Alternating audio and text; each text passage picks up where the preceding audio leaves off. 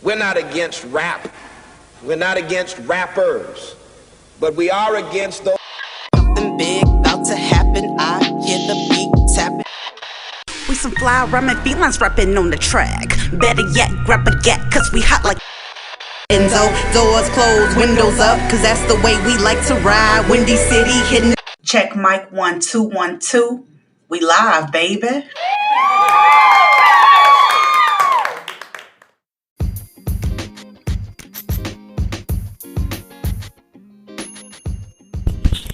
Yo, what's up, Chicago, and welcome back to episode 502, season 13 of Speak Your Mind Radio.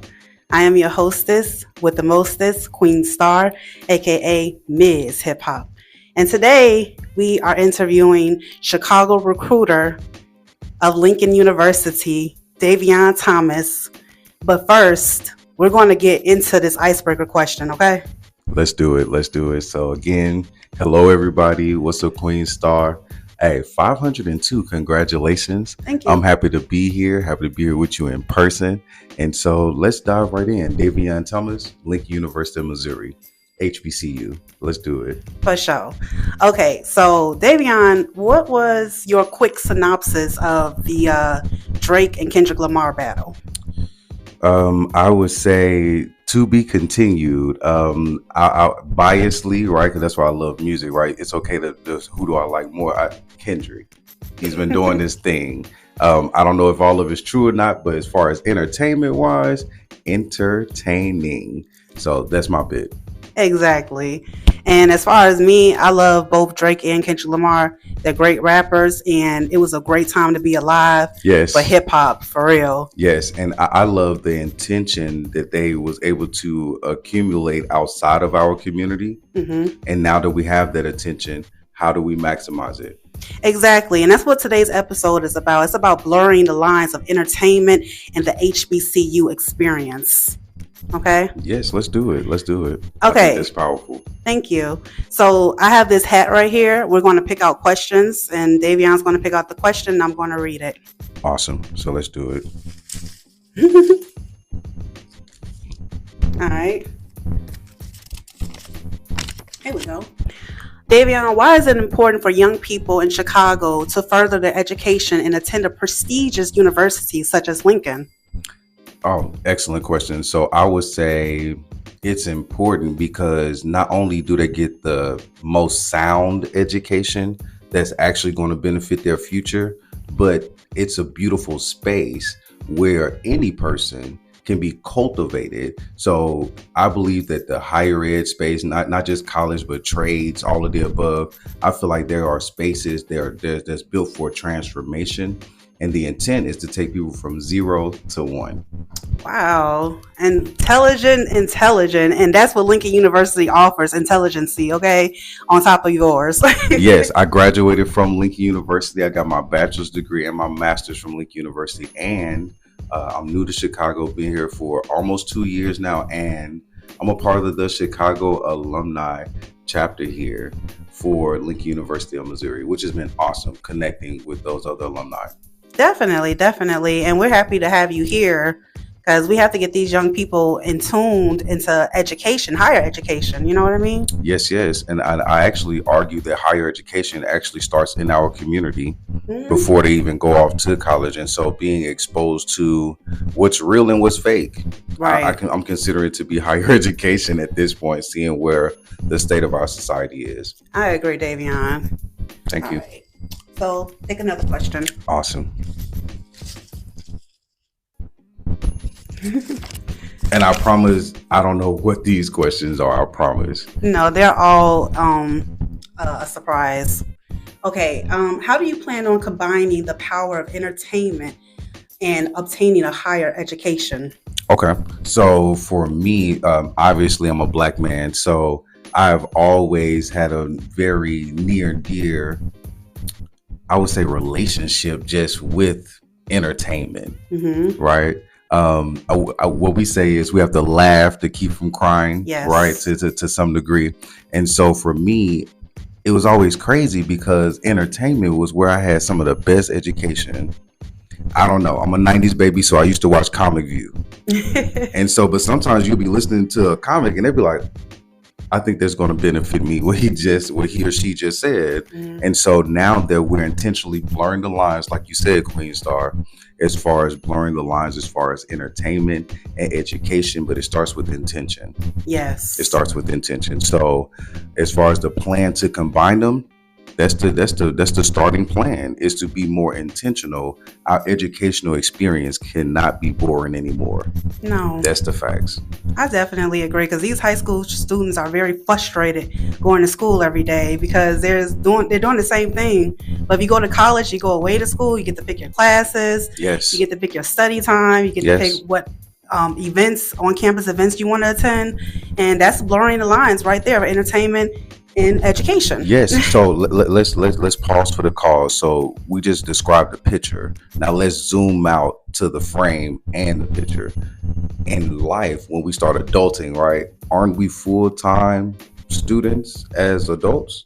Aren't we? Hold on. The most political term, where I call it political. We're lifetime learners. Yeah. So what's different from you being in high school and me being in high school right now?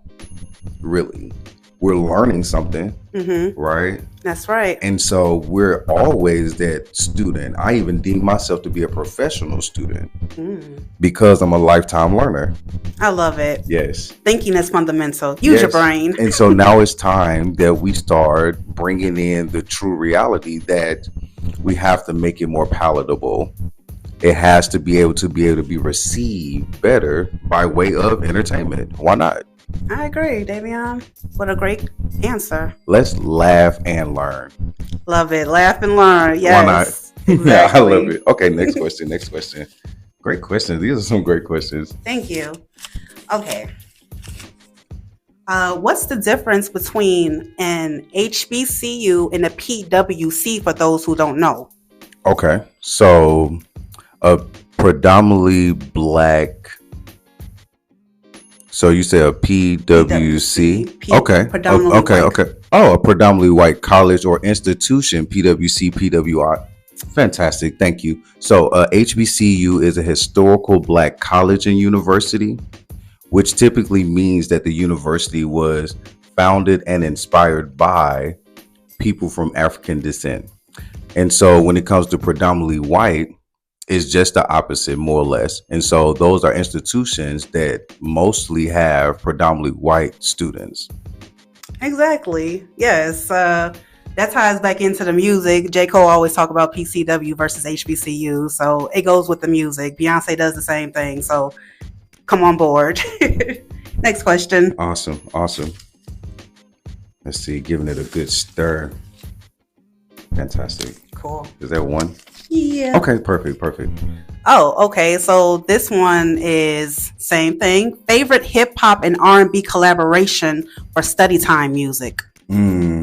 I actually like lo-fi music. So I like the Afro lo-fi beats to actually study and learn to. Okay. But for me, it's 90s R&B. I'm a 90s baby. So that 90s R&B, a little bit of Aaliyah, some of that going while I'm studying, that's definitely set the vibe for some learning time. Definitely. I would have to say Nas, On Top of the World featuring Lauryn Hill. That's a great collaboration with hip hop and study time.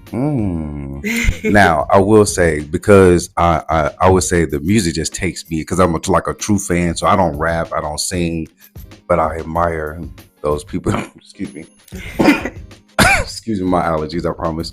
I admire those people that do. And so for me, it's hard for me to listen to Biggie, like Juicy, and like study, because I'm feeling every word, every emotion. Like I probably didn't experience what he experienced, me being from Mississippi and him being from New York, where we had totally different experiences, but I resonated so much with it. So it's hard for me to study and be like, we wonder why Christmas missed us. I start going there, and so it's different. So definitely the R&B is definitely the vibe for me with the study time. Definitely. So that's awesome. That's awesome. Great question. Cool. Thank you.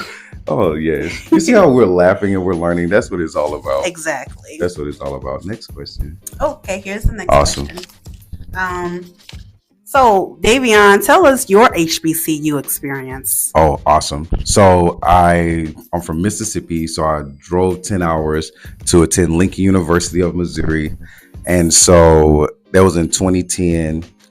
I had the opportunity of actually receiving a scholarship from the Army ROTC scholarship, well, the Army ROTC program. So I'm a former Army officer in the Missouri National Guard, but they paid for basically all 4 years for me to get my bachelor's degree. And so once I got on campus, my sophomore year, I joined the Royal Court. And so I was Mr. ROTC.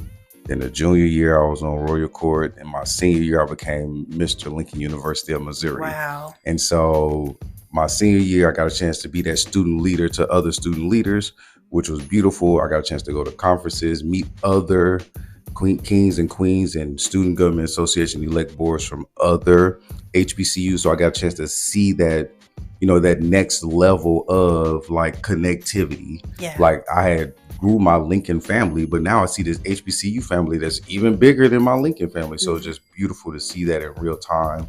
And then also my HBCU experience, right?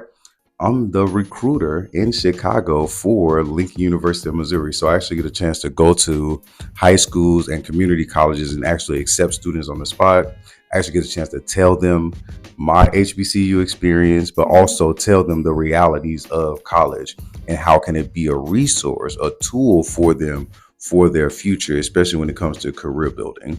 And so I've been doing that for 10 years. This May, I celebrate 10 years of working at Lincoln full-time, which is awesome. Congratulations. So my HBCU experience has been extensive, not just a student, but also serving. Mm-hmm. I use that word intentionally, serving in collaboration with my university. Because I have a lot of capacity. We have our own family-owned business as well.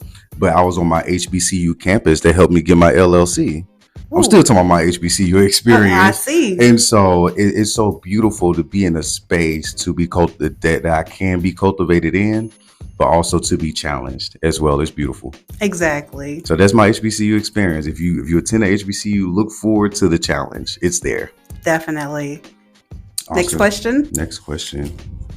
Oh. It was a lot of thought put into these questions. I hope you all are really appreciating the questions. I can tell there was a lot of thought put into them, and I appreciate the questions. Oh, definitely. And I'm glad you appreciate the questions. Okay, so talk about strategies versus tactics when searching for the right college. Strategies versus tactics. Perfect. So when it comes to strategies, I like to tell, especially my high school students that's looking for colleges, I tell them as far as strategy, go ahead and close your eyes and take that deep breath and really try to picture what does that school look like for you? So like Lincoln, for example, we only have about 1,800 students. So we're considered to be a small to medium sized university. But if you know that you want to attend a university that has 300 people in the classroom. Excuse me. Yes. We're human. Yes, and that's what I love about being human, that we get to be perfectly imperfect. Yes. It's the beautiful part about it. Kicking it back to the strategies, right? So if you want to be in that classroom that has 300 people in it, that's not a school that's Lincoln size. It doesn't matter if they're HBCU or not. Mm-hmm. And so you getting quiet and figuring out if you want to go 6 hours away. I went 10 hours away to school. Some people only want to go 30 minutes. That's not an issue, but you have to know what's for you. Mm-hmm. And so when it comes to strategy, I would say take the time, figure out that wish list, or what do you see being at that school. One thing I like to tell people is Lincoln has free tutoring. Wow. So you should definitely ask how much is tutoring if you're shopping for a college or institution.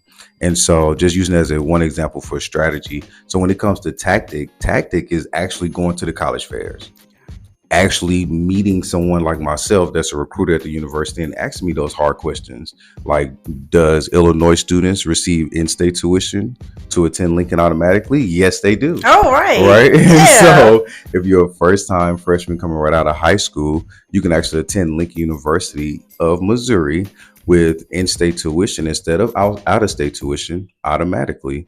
And so coming to those college fairs, going to your counselor, those are the tactics. Makes Beautiful. sense? Yes. Awesome. That is awesome. Yes. I hope this helps somebody out there. Oh, I'll pick the next question. It's so good. The questions are rolling. They're so good. Right. And speaking of college and everything, what is your advice to the young people to balance their schoolwork and their health, their mental health? I would say prioritize your mental health first. How can I be of service? I'll give you a better one.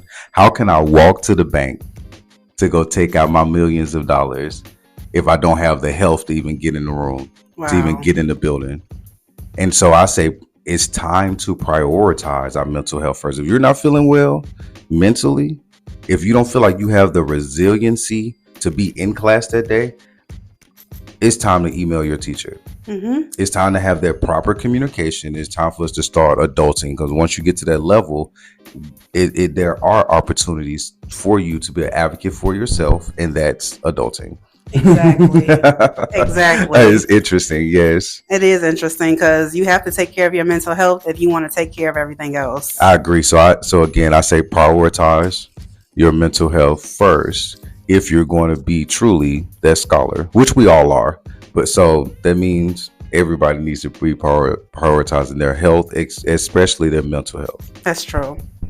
Okay. Last but not least, talk about always be advertised and either sell or be sold. Oh, outstanding. And so that's actually the title of our guided advertising booklet that we produce through our family business. And so we're teaching marketing. I got my bachelor's degree, emphasis in business administration and marketing, and of course military science, right? So we had a strategic thinking, and so we created these guidebooks. And so basically that title or that phrase was to try to capture the essence of, we're all consumers. I didn't make anything that I have on, especially not my Lincoln University ring. I didn't make it. Mm-hmm. I bought it. Right. And so we all are consumers. And so once we start to accept that we all possibly consume first, mm-hmm. now we get the chance to focus on what are we actually selling. Mm-hmm. Now that we have come to the conclusion that we all buy something from somebody, mm-hmm. we don't make it all, which is okay. That's fine. I actually like that. Yeah, me too. But now I have the energy and the space to actually focus on what services and products am I providing now. Exactly. And so either sell or be sold. That is an excellent answer. Either sell or be sold. Either you're one or the other. And naturally, you're going to be both. You're going to be both. That's the key. And that's the reason why you have to tune in and you have to tap in, for you can actually get, I would say, the discernment from what's real and what's fake. Exactly. Why pick one when you can have both? That's right. That's right. And that's the type of mentality you want to have with you going throughout life. Okay, guys? Oh, 1,000%. Yes. 1,000%. Thank you so much, Davion, for coming on today, Speak Your Mind Radio, for the first in-person interview, and not the last either. Not the last one. This was too fun. Thank you. This is too fun. Outstanding. All right, guys. Thank you again for tuning in. I love you so much, Chicago. Salutes, and have a great day, okay? Bye. Bye.